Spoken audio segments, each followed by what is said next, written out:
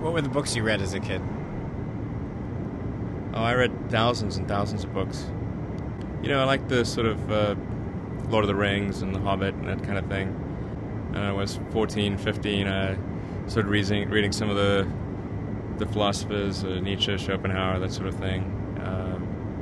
Some of the really boring, rather awful books, if you ask me, by people like Dostoevsky. Oh, brutal.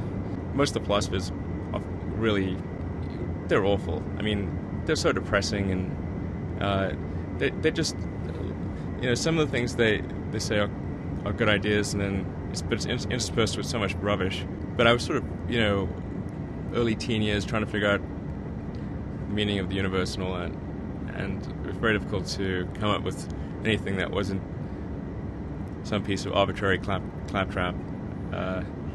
Eventually came to the conclusion that really nobody has any idea what the meaning of the universe is.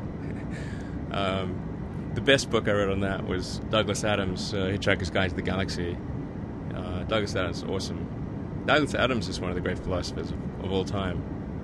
Not recognized as such, but he is. Do you have a favorite quote of his?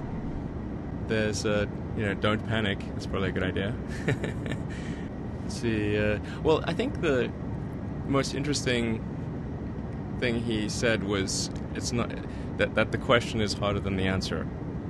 And, Hitchhiker's Guide to the Galaxy, Earth turns out to be the giant computer to answer the question, what is the meaning of life? Comes up with the answer, I think 42. And then people are like, well, what the hell's 42? And then it turns out, no, really, it's the question that's the hard part, and that takes a much bigger computer than Earth to figure it out. I think there's some truth to that.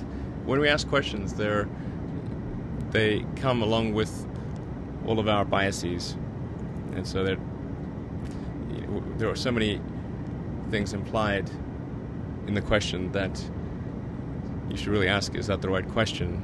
And that's very hard to figure out.